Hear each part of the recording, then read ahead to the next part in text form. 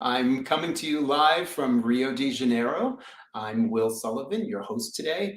And for those of you who have not met me before, I started this broadcast a little close to a year ago because I love to talk about leadership. I love to talk about kindness. I love to talk about empathy. And this show was created with the intention of me being able to introduce those who follow me to people who inspire me. So today's topic is about leadership. And before we get going, I want to make sure that everything here is working. I'll be looking down at the comments every once in a while. Let us know where you're tuning in from, because this has just become such an international community of people that tune in, want to meet change makers, leaders, those who have a story to tell. So tell us where you're coming from. Are you team live? Are you team replay? That many of you do watch this later on, and I hope you do share this. Okay, today's topic is about leadership. I talk about leadership a lot. I talk about empathetic leadership. Kindness is necessary in leadership, and it's a superpower. And I'm thrilled to bring up here on stage Bret Packard. You just don't get a greater leader than Bret. I'm going to bring him up so he can tell you his story, and I hope if you're not following him, you start to follow him. So let me bring up my good friend Bret. Hello, Bret. Hey, Will, good morning to you, and fantastic day to everybody watching around the world today. So it's we both, Will and I, appreciate the time. We know that you're giving up something. One of the main leadership lessons is that whenever you have a meeting with somebody, understand that they're giving up something else they could be doing to tune in, and we really appreciate that. Yes, I think it's great, and I'm just flattered and honored that you joined me here today. So, Bret, this I took from you, and I took it from your profile. I think it's super interesting, and I really have a few. I have a few questions that I'm going to ask you, but I really do hope that the audience engages and puts their questions in the comments as we go forward. But the thing that strikes me about you are someone, it's funny, before the show began, I feel like I've known you forever. I've watched your work, I follow what you do, I enjoy your content, but today was the first time we ever were able to do this, in person deal. What I loved about you, and I'm bringing it up here on the screen, you have so much experience, decades, and I hope I quoted this correctly, 30 years of experience in 30 countries. So start with where you are tuning in from, or where you're live from, and your story. I am sure everyone here is going to want to know that. Okay, great. Well, you have that right. So it's actually 29 and a half years, but round up to 30. That's Rounding. fine. Hey, what? So I'm today, right now, I'm coming to you from Las Vegas, which is where my wife Lori and I live full time in Las Vegas, Nevada, North America. We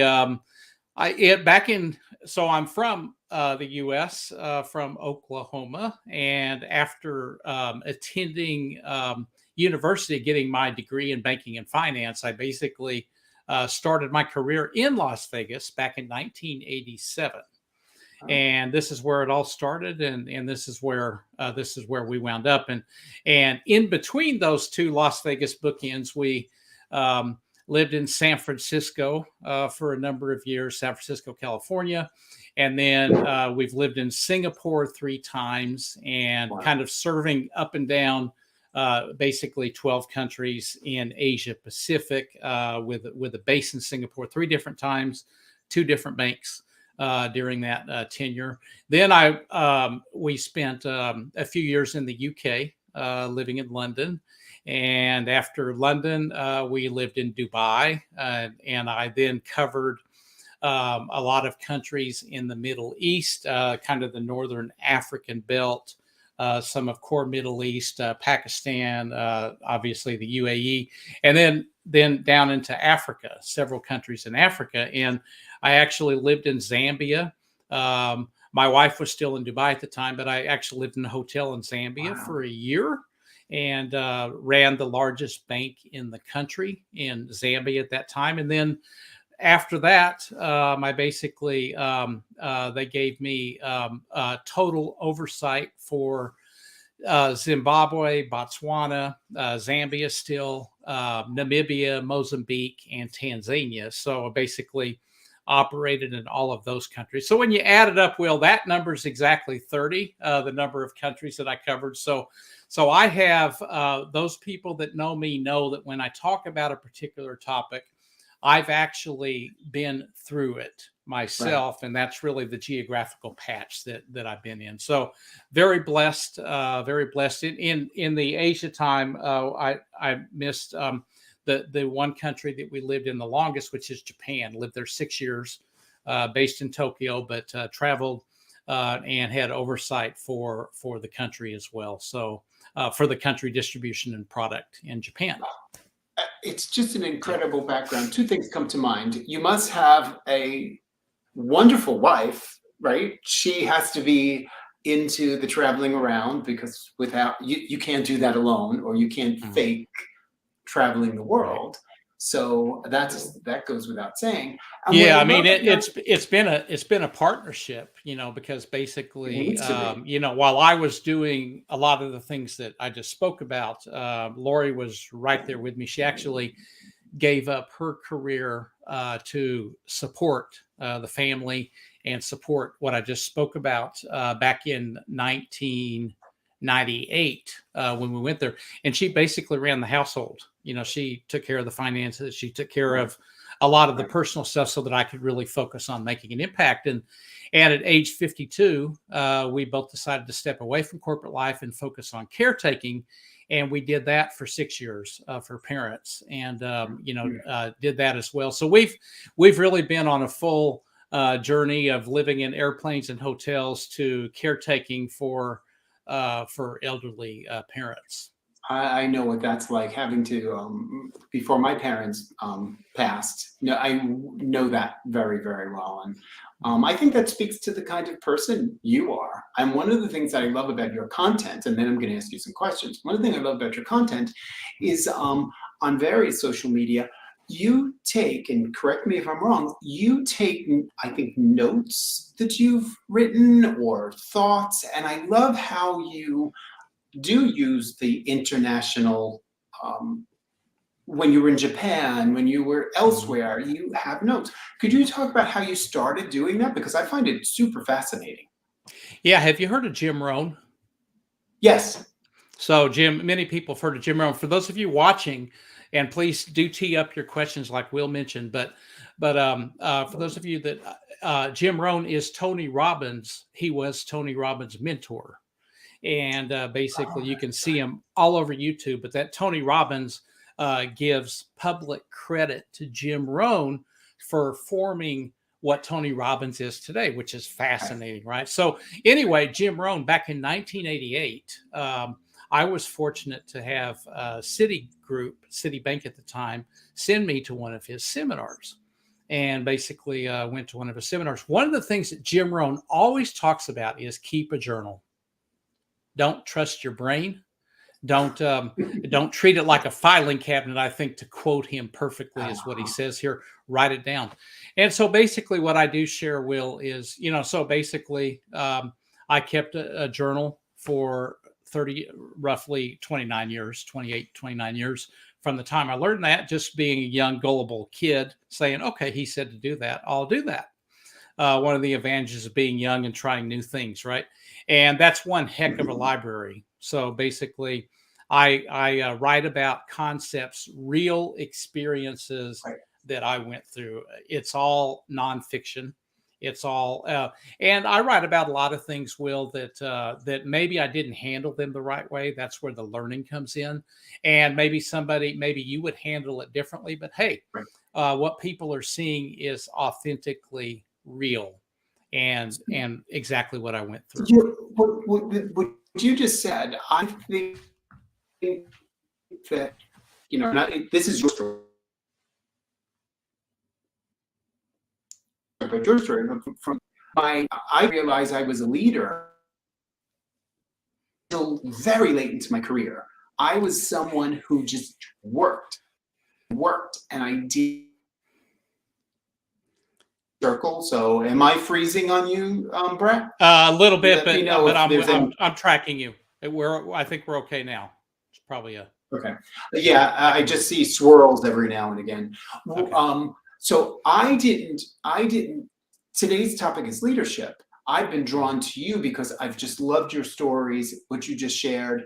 And you've always just struck me as this kind leader, right? The kind of guy that I would have loved working with, on a project and a job.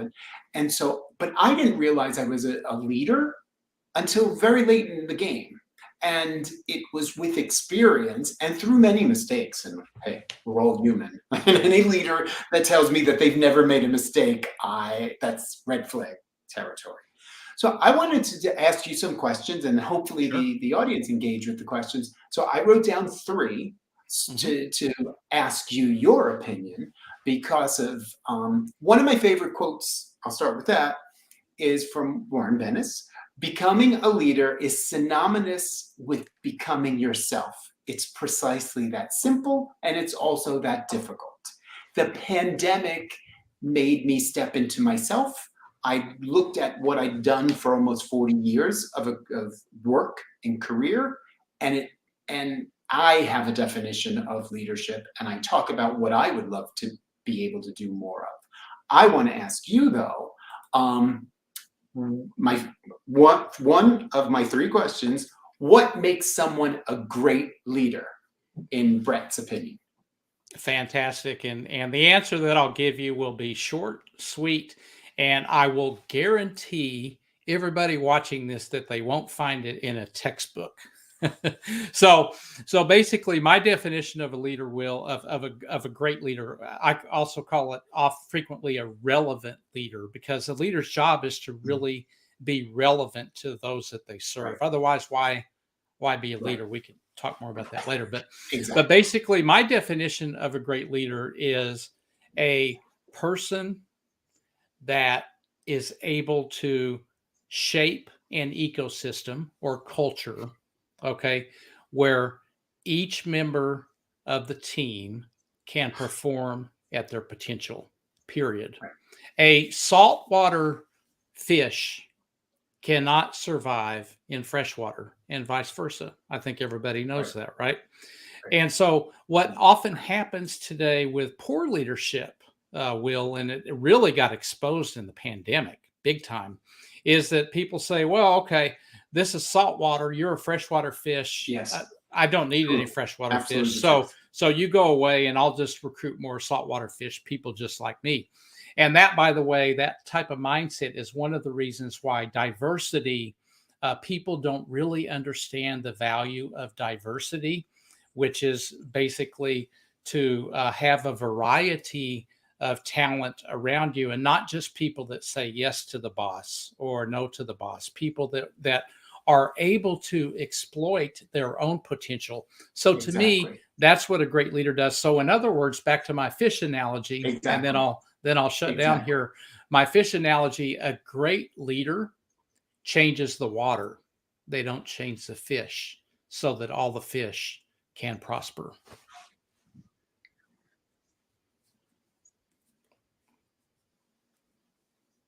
Does that make sense, Will? Great. I never heard it that way before. That's a great way to think about it. Mm, Absolutely. great. I love, totally makes sense. I'll share my. I'm with you, and I believe.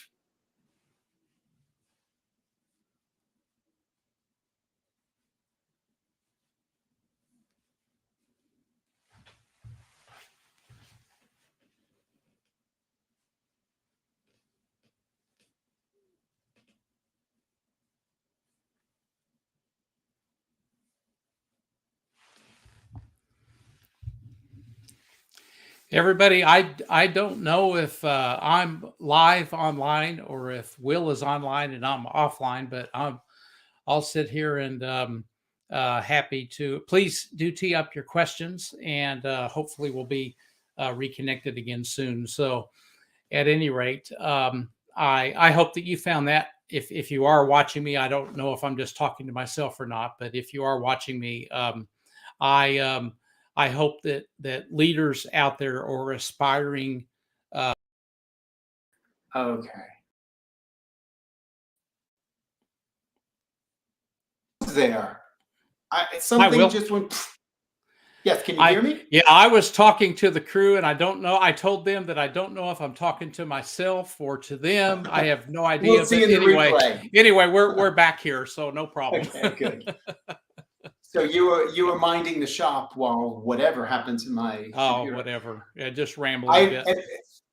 No, I'm sorry for the technical difficulty here, but so I was starting to say before technology stepped in, with what makes someone a great leader, I was thinking about becoming a leader. I learned more from my teams, right? I always thought of myself when I was a leader to be the conduit, someone to put shape, someone that was in between. But you're taking what your goals are from leadership and what needs to be done, but you're also sharing that and hoping that when with the team is going to help bring that out.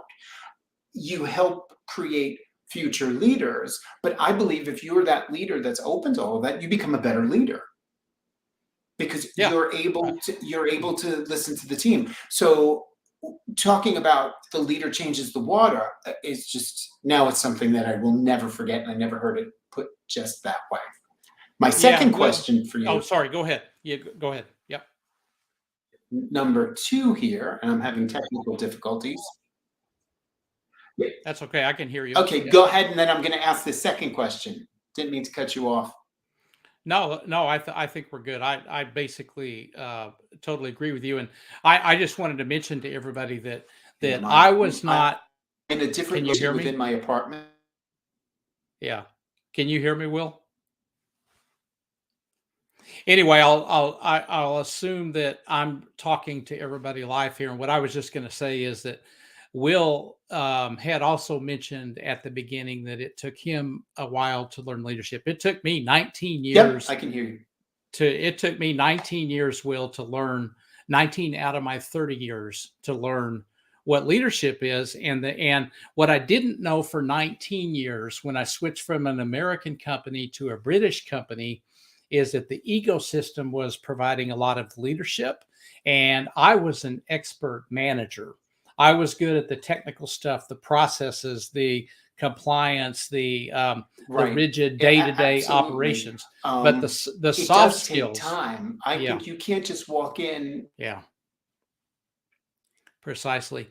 And so the soft skills was definitely something that I was lacking, and then had to develop 19 years into my career, so that things like empathy, things like looking at a job or group of jobs to be done in terms of through people instead of just through processes and different things like that. And that's really where leadership comes into play. I think we may have lost Will again, so I'm sure that he'll pop back in here in a moment. But so the analogy I like to use with people is that it's like a smartphone.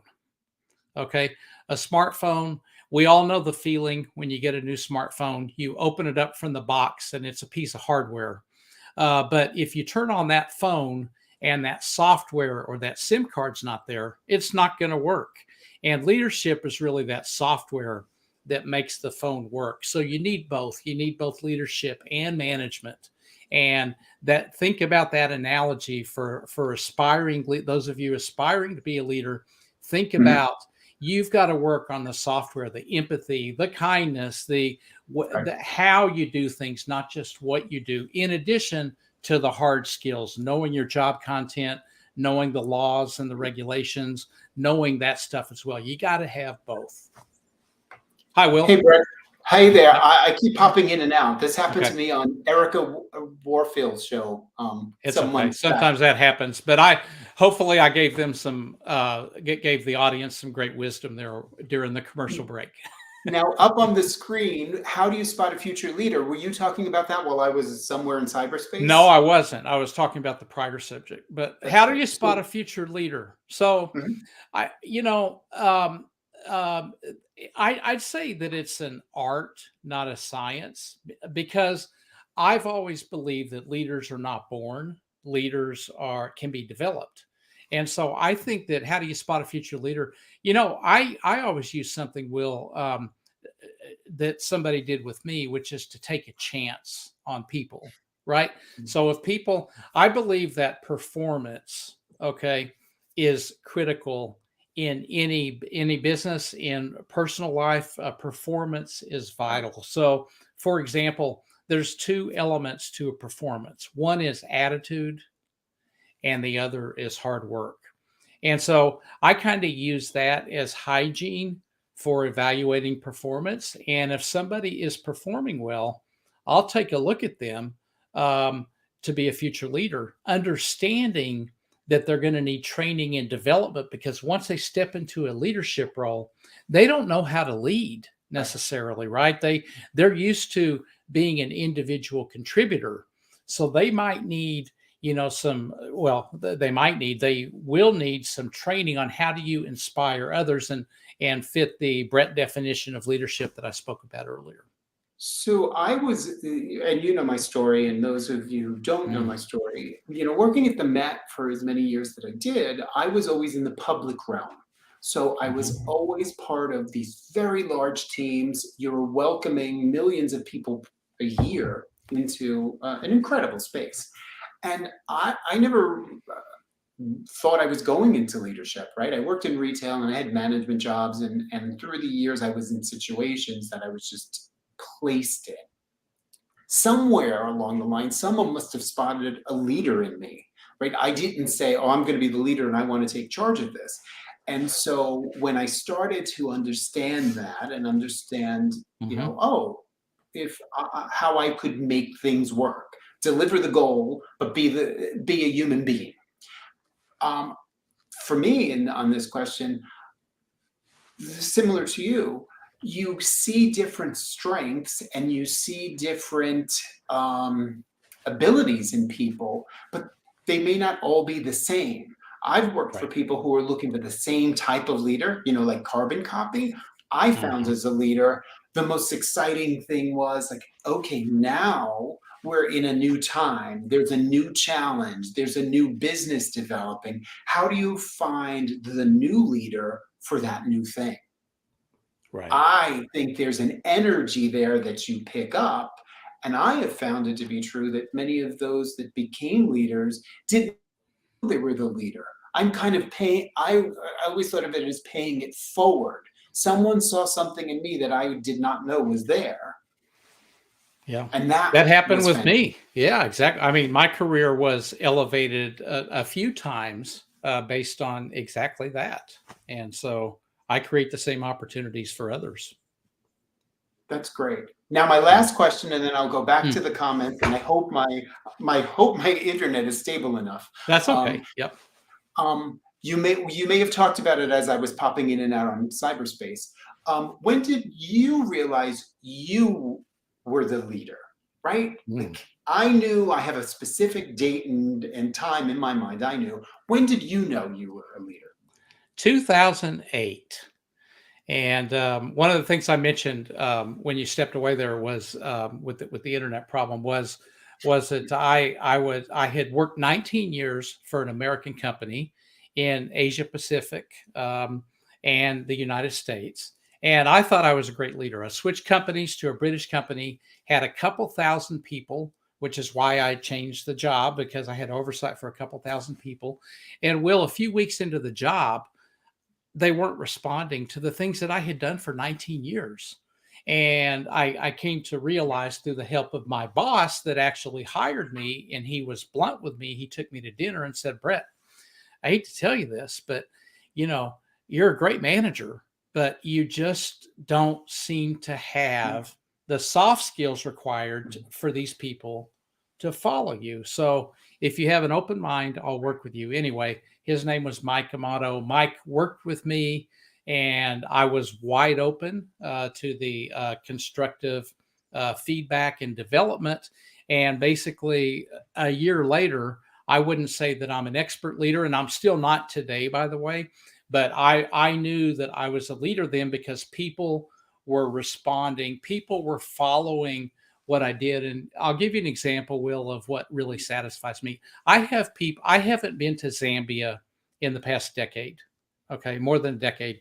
I have people that send me a text message in the morning and say, "Good morning, Brett." These are people that were cashiers for the largest bank in the country when I was the MD, the CEO of the country, managing director. And they still remember how I made them feel more than a decade. And for them to take time out of their day to still remember that, that really touches my heart. And that is an impact and a legacy. And so when I started doing things like that, so my advice to those watching that are aspiring to be great leaders, think about, what are people going to say about you, about how you made them feel Mhm. 10 to 20 years from now? Are they going to text you in the morning? Are they? And this is several people, by the way. This is not, you can ask almost anybody that worked on our Zambia team. They all feel this way. It's That's amazing. wonderful. Yeah. That's absolutely wonderful. It's that human part of it. Mhm. I Yeah. love that response. I can think of a few times that as a leader, and I love what you said.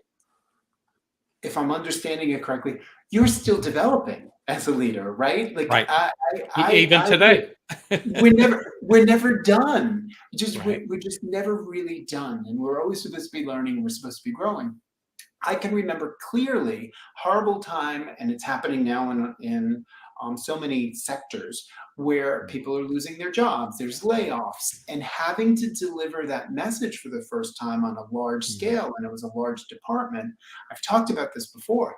It was gut wrenching. Like had to be the person there along with the system to deliver this news to dozens of people would that I'd worked with for years. Right. So, you have to do what you need to do. But I clearly remember going into a room to have to speak to, you know, probably 100 people, and I threw the scripts away. I had all that I needed to convey in my head, and I knew what needed to be said. But I thought the worst thing I could possibly do as the leader of that organization at the time was to Mm. stand there and read bullet points that were typed out by legal or someone.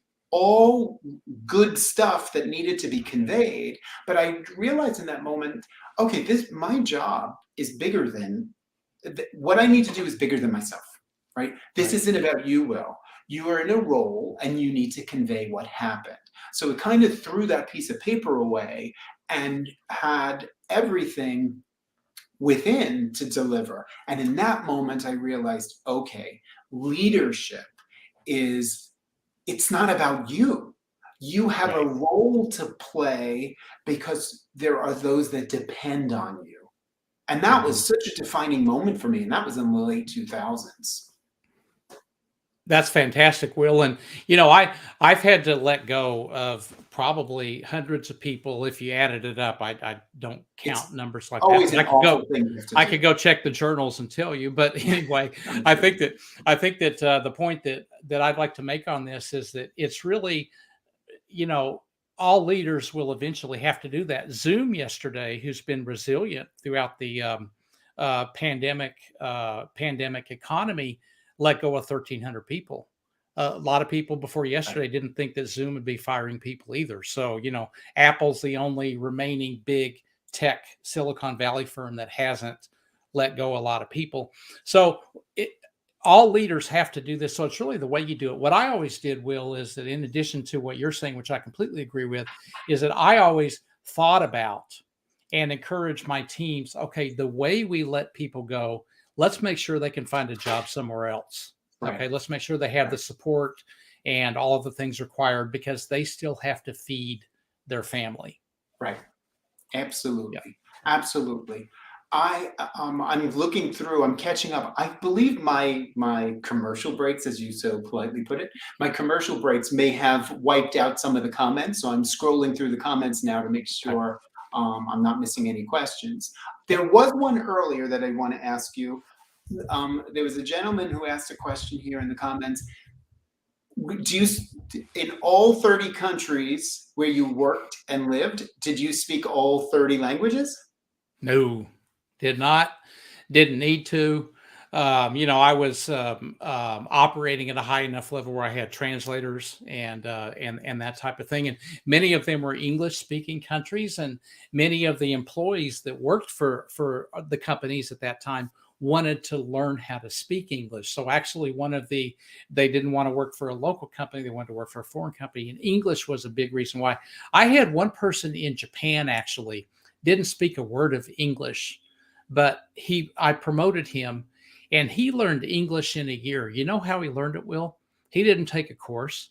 He watched Bloomberg TV at the time in Japan in English and learned it that way. It was just amazing, some of the people that I've had the opportunity to work with that just take an initiative like that. He'd watch an hour of Bloomberg every day before coming to work, and he learned That's English a year later. Yeah. That's really, really incredible. I'm now living this life, as you well know. Hmm. I'm living part time in Rio de Janeiro and part time in New York, and so I've been here since the beginning of December, and I hope to be back in New York by June. I've I'm the guy, and I've been doing this for years, traveling back and forth Hmm. personally. But living here is very different, and I'm finding it difficult to speak Portuguese, although I understand it. I don't speak it just because people want to practice their English. But I sometimes feel as though I'm just being impolite because I'm not speaking enough Portuguese because my default is to go into Spanish to Spanish. My default is to go into English. But I Hmm. just find it so very interesting, and I can't even imagine how how do I put this? When I think of the experience, right, the two of us have had, I stood in an iconic hall, the Great Hall of the Met, for decades. And I Hmm. welcomed the world. So I stood in one spot and there were all these people coming into this incredible building, and I got to meet the world and I got to work with the world because so much of New York City is made up from people from all over the place. So I feel completely lucky and blessed that I picked up all of these cultures and mannerisms and niceties and all this kind of itty bitty stuff that add up to big stuff by being immersed in different cultures, but I never moved. I can't imagine what it must have been like for you to have traveled the globe and pick up. So I guess that long Hmm. beginning to my question is, what would be the number one thing you learned from 30 years of being in 30 different countries? What would you say in a concise way? Yeah, one word: listen. Learned a lot about listening, and I didn't know it right away. I went over in 1988 to Singapore for the first time, which is somewhat westernized. I wouldn't say it's Western, but English is primary language in Singapore, but it's incredibly diverse. So I went over there and started talking to there are 12 countries. I had a regional job, and I was brought over there to build sales processes. And I remember talking to Taiwan and getting on the phone, the Philippines, Malaysia, Indonesia, Australia, all of these places, right? Hong Kong.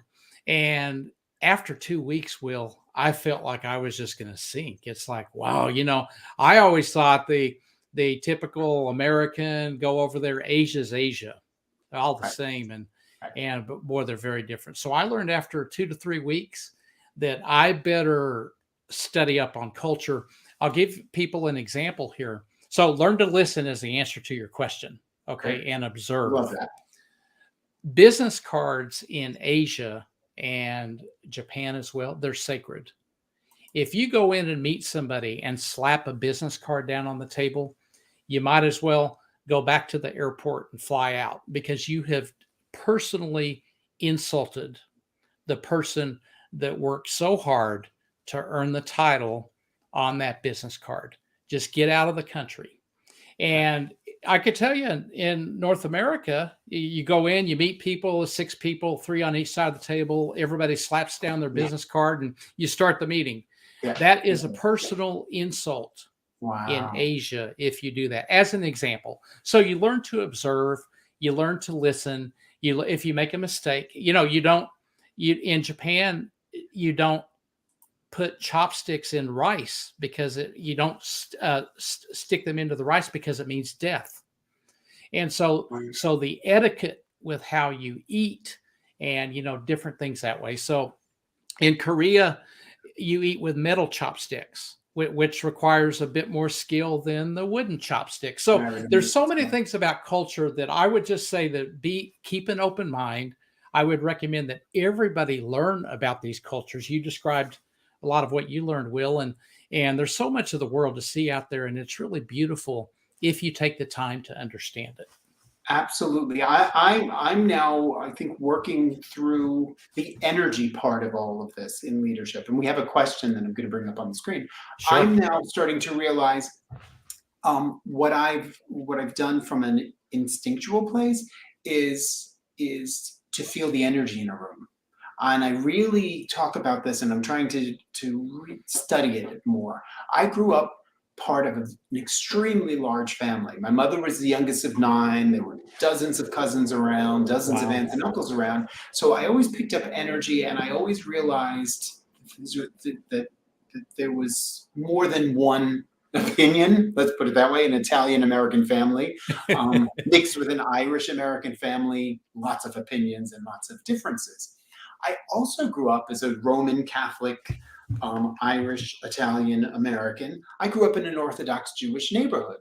So my worldview from a young point of view, and I grew up in one of the suburbs, or one of the boroughs of Staten Island, one of the boroughs of New York, and which was Staten Island. And so I saw the world as very, very different. And then going into Manhattan and seeing more of the world. But what I'm starting to understand is that I was drawn to energies, and I want to use my energy for good. I'm talking about all of this leadership, and it's about energy. There's a question here. So that's how I see what we were just talking about. I listen, yes, listen and feel that energy. You can feel the energy from someone by looking them in the eye, that smile, a gesture. You know when you've hit the mark, you know when you've done something wrong, and you pay attention to that energy. Okay, so Karina has a question here. Do you think that the definition of the best leader was influenced by your traveling to the 30 countries, or was there an intrinsic external component? I think would you be the same leader without it? Yeah, I mean, I'm not going to give that a yes or no. I would say it was heavily influenced by that, but that wasn't the only thing. Because a lot of what the definition of leadership that I gave Will earlier today. Thank you, Karina, for a great question. It was partially formed by having multicultural experiences, but actually that definition, it's universal in nature. And if you look at a lot of the problems, Will brought up the pandemic, what COVID did economically in the United States. There's a big problem called the Great Resignation, where people have become fed up with irrelevant leadership. And it's actually caused people like me to have 2 names for leaders. One is relevant and the other's irrelevant. Used to be, it was just a leader was a leader, but not anymore, right? Leader, LITO, leader in title only. Okay. Is a big reason for the Great Resignation. Another reason is profits before people, instead of the other way around, people before profits, which I learned in the UK and Middle East and Africa. And so I would say that that it's pretty well universal in nature, and it does apply. This ecosystem and the saltwater, freshwater fish analogy I used pretty much applies everywhere, but how you do it is influenced by the culture. That's incredible. I can't wait to watch the replay of this and jot down these nuggets that you've shared. Another question from David Hansen. How do you handle situations when you make a cultural faux pas, Bret?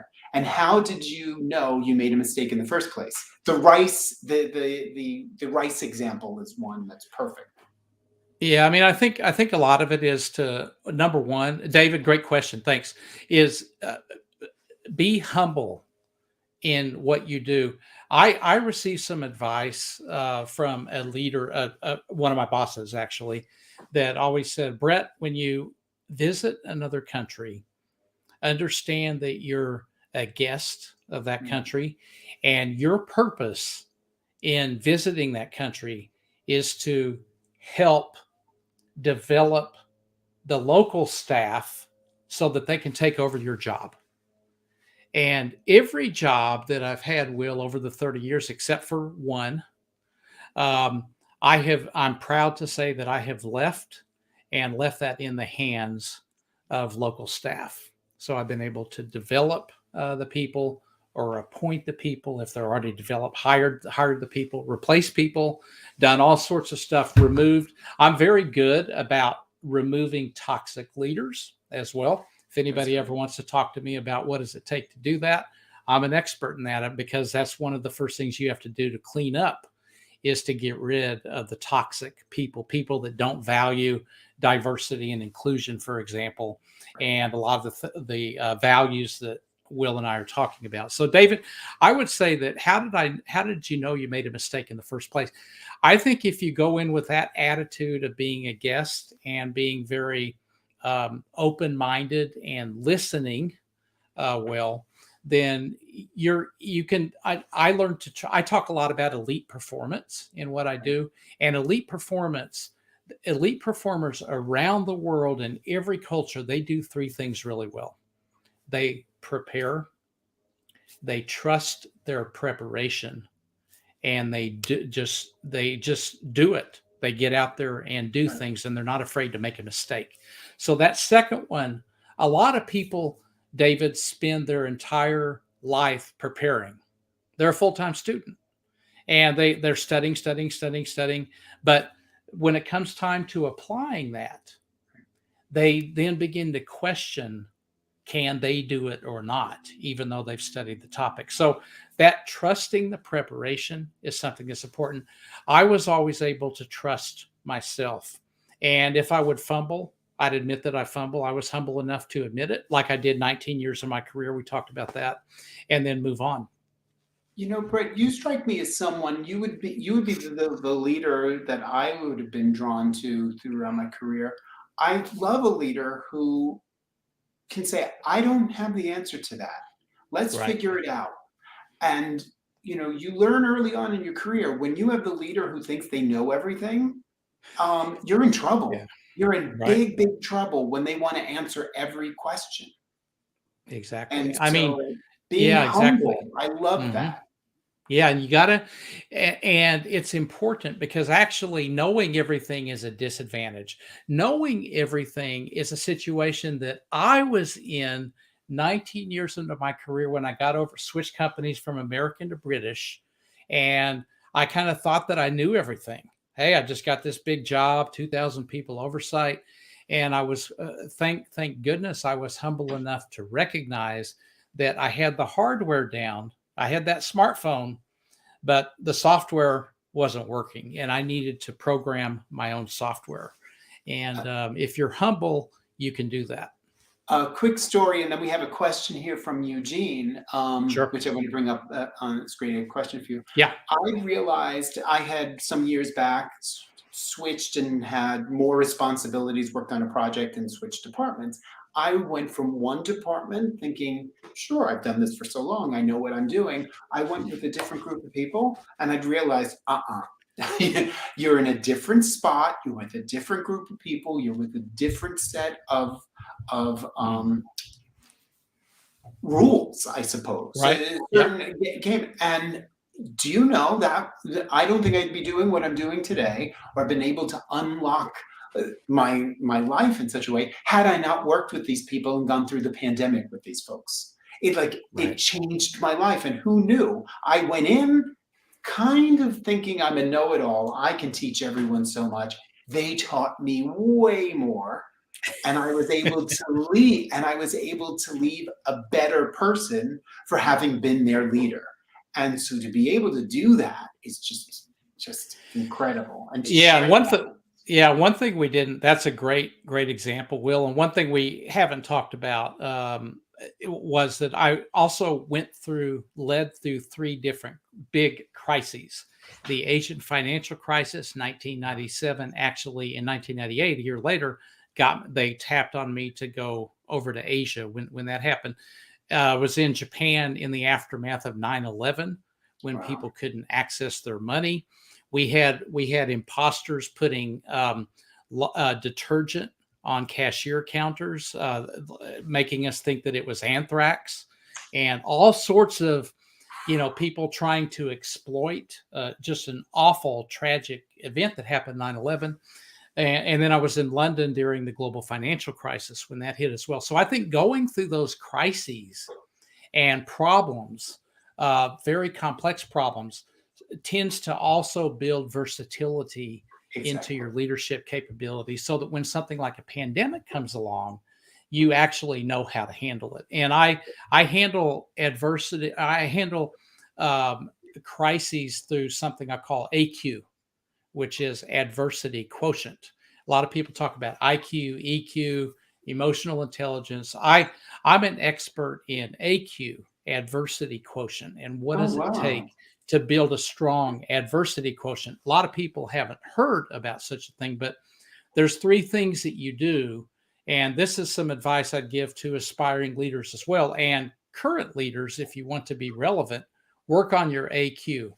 Number one, don't blame yourself for whatever happens. Number two, don't blame other people. The blame game does not solve a problem, especially when you're responsible for other people.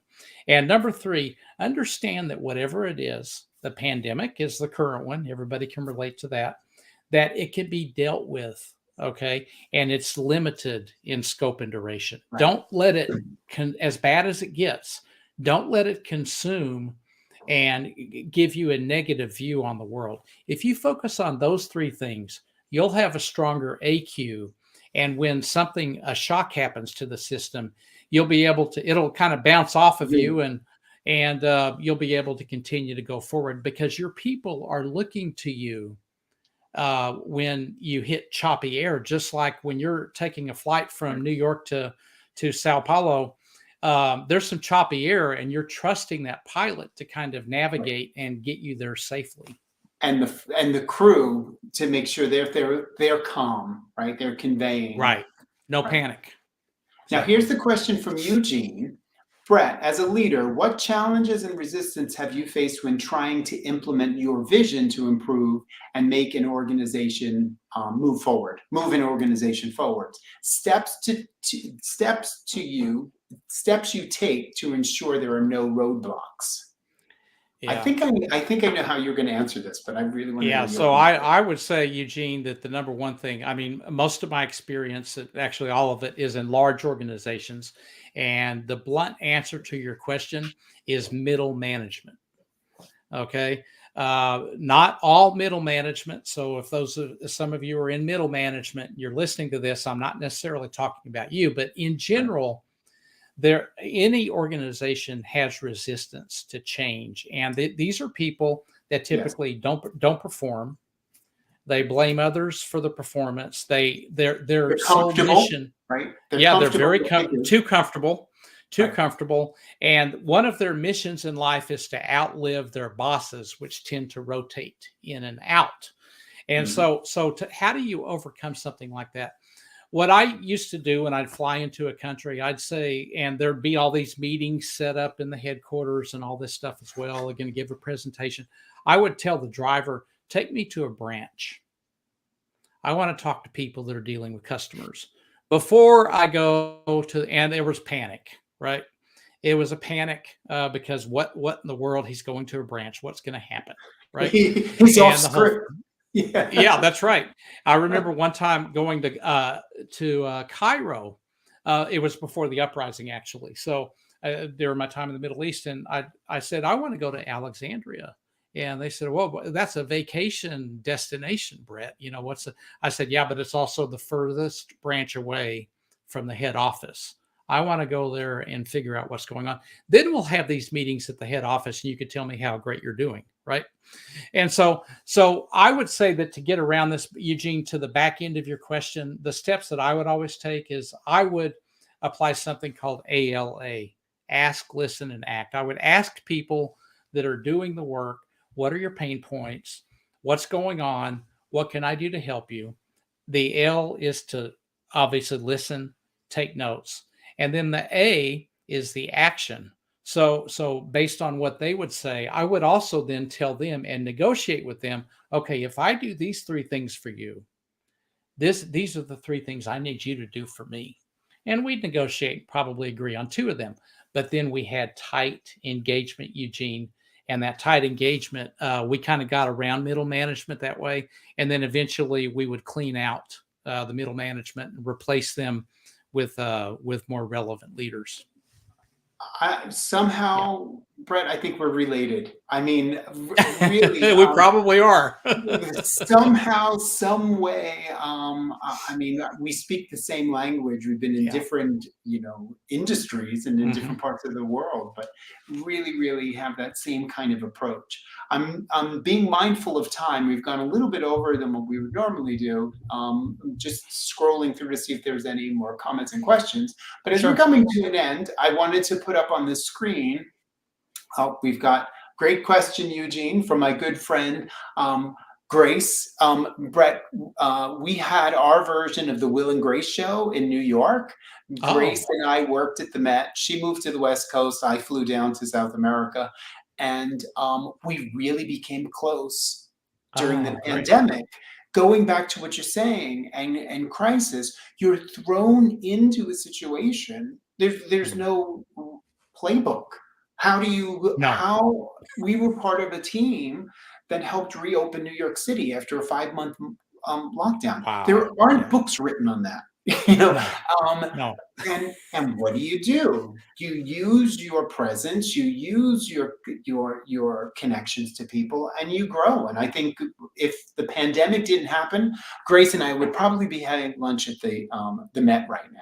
But things happen, and we change, and we grow, and we seek new challenges. Isn't it Um, amazing? You talk about a relationship, a tight relationship between Grace and yourself formed through a crisis. And that's something else that great. I could tell I haven't even met Grace, but I hope to connect with Grace after this session. But I can already tell that she's a great leader. I know you're a great leader because that's what happens is that a crisis, because if you're not a great leader, then a crisis will bust relationships. And, because people remember how they're treated when times are bad, especially. When times are yeah, good, they might remember, but when right, right, times are right. really rough, they're for sure going to remember. And I think it's great that you two have bonded. Yeah, no, it's wonderful, and like you said, there are so many people from my past job, even other organizations, right? To talk about a crisis, I was inside the Met. You don't get much bigger than the Met in the United States or in the world when it comes to a museum, right? It's this huge Right. organization, and I was in a Absolutely. bubble. Here we were, part of this huge group of folks, other cultural organizations around the city, figuring out how do you do this? Government officials, health experts, trying to do what is right. For me, I think what changed me the most was for the first time in my career, was able to focus 100% on the well-being of other humans, right? You have Mm, to deliver results and money and revenue, and that's all part of what I did. But it was the right. first time in my life that it was about a year and a half, I would say, 2 years, where you're solely focused on the well-being of people. And through that, it changed me. And knowing, okay, that I want to do more of this, in the sense that, okay, I have to talk about this. I have to figure out, how do I go out there and find that kind of energy? How do I get them part of conversations with people like you to say, I never thought of it that way, but how can I play a role in making sure the world has more relevant leaders? And Mm. that's a mission. That's just such a mission. Grace is giving me compliments in the I'll blow her a kiss in the chat. I won't put it up on screen because that's a little egotistical. And I love what Abib has said. It's all about people first mindset when it Mm. comes to leadership. I think of this, and we'll wrap it up, and I'm going to give you the last words here. if you're not putting your people and your clients first, right? It's your people first, then your clients, and then you figure out how to get the revenue and all the other stuff. That, to Yeah. me, if you don't build a sense of trust in team, you can't deliver anything that's great or lasting. I don't know if you disagree with me, but absolutely positively, the world needs leaders who actually care about other human beings, is all I have to say. Yeah, and I think in the 1970s, mainly in the US, the kind of the Wall Street mentality became popular of deliver profits and shareholder value at any cost, right?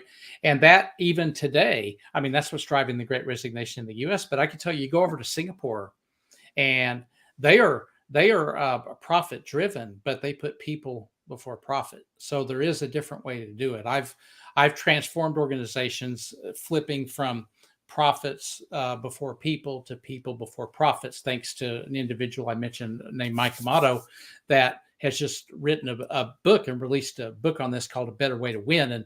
And this basically what you do if you put your people first, okay, there's still a way to deliver, but it's how, and you have to deliver or you're gone.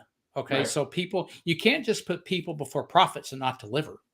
Yeah, So, exactly, so, exactly, and exactly. it all is in how you deliver. And just a Right. short thing on, well, what does that really mean, Brett? Well, everybody gets a goal, and usually 90+% of companies, the boss sets the goal and you deliver the goal or you're gone. Right. Right. Well, Right. there's another way. Everybody's got to have a goal, but why not tool up like we did your people and let them set their own goal? Okay, everybody's an adult here, right? Right. They're getting paid, and you tool them up, and everybody has a different potential. Will has a different potential than Brett, et cetera, et cetera. And why don't you tool them up, let them set your own goal? We did that in the UK and produced something like 3 or 4 times higher results when we allowed people to set their own goal because it was self-imposed pressure rather than tops down pressure. So Exactly. a lot of it comes down to how you do things. It's not necessarily what you do, but how you do it. So putting people before profits, that's a simple example of something that we did that has amazing results. This here, I suppose, and really, we have a couple of minutes left. Eugene came back with another question, and I think this might be a good way for you to bring in some of those who have watched us today, for Mhm. you to bring in what leadership means to you. So Eugene's question, Brett, as an organization gets larger, there can be a tendency for the institution to dampen the inspiration. I think to keep control on Yeah. things, if I understand you, Eugene. Right. How do you keep this from happening? How do you keep Mhm. that inspiration flowing and that energy flowing? Yeah, I think it's a great question, Eugene. It's practical. It happens all the time. And so number one is you've got to deliver. So to attempt to change an organization and not deliver, you're going to be gone before you can even Yeah, implement your program. So you've got to so true. so one of the things specifically, a specific example would be that I believe strongly in that every team needs to have a group of elite performers. These are the best people in the market. They're worth paying a premium to because they can help cover you and deliver while you're fixing a lot of these chronic problems. And basically, the bosses, the institution, as you mentioned, um, they're going to be happy as long as you deliver, but do the right thing. I had a Right. boss in Japan. Her name is Joyce Phillips, and she always spoke to us about do the right thing all the time, every time for every customer. And if you do those things, that's great. But you can't just go around preaching that. You've also got to be delivering. So while you're teaching Right. people how to do the right thing Right. all the time for every customer, and creating that salt and freshwater mixture so that everybody can, that takes time. And I've always been able, Eugene, to use elite performers to actually give me some air cover while I'm conducting this operation. Well, that's wonderful, Brett. Yeah. I can't believe the hour's gone by. Sorry, I popped out a couple Yeah. of times, but That's I'm okay. sure you're the pro. You certainly kept the show on the road. We'll see what the replay shows. And here, I believe the best way for people who's watching this to reach you is through LinkedIn, I suppose, and they can Yeah. DM you and be in touch. So Right. you get the last word.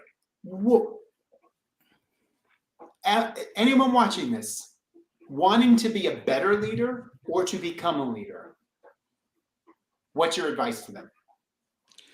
I would say to think about the freshwater, saltwater analogy. Instead of changing out people, which is the easy cop-out answer, think about what can you do to create an environment where you can get the best out of all of your people and hold them accountable for performance. And if they don't perform, they're gone. But you will find that if you work on that ecosystem, because an ecosystem informs behavior. A lot of people think, Will, and my advice would be that you don't hire people with good behavior. The ecosystem informs behavior. And this is where most everybody misses the boat.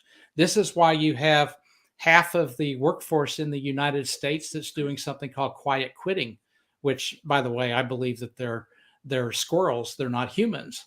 Humans are meant to grow, right? Yes. Squirrels survive. They're busy in the summer preparing food for the winter, and quiet quitters are doing the same thing. So don't be a squirrel.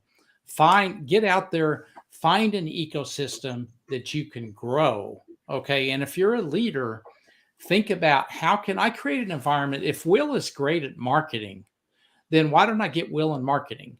And if Brenda's great in sales, then why don't I build an ecosystem where Brenda can be the best she can be at sales? And if Brett's a great accountant, then take him out of sales and put him in accounting. This is what leaders do, where you can get the very best out of your people. Well, thank you so much, Brett. Something tells me I'm going to have you come back. We had a great. Let's do it.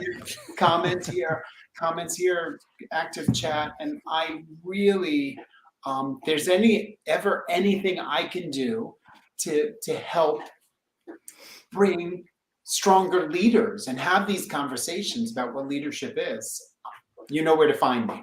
Fantastic. Good. Keep up the great job, Will. I admire your work as well. Thank you so very much. I'm honored to have had you as a guest today, and I'm looking forward to more of your content. And everybody who's watching, make sure you connect with Bret. He's just got so much to share, and you'll all learn so much. Take care. Bye, everyone. Thank you all. Bye-bye. Have a great day. Enjoy the rest of your day. Okay. Yep. Bye-bye.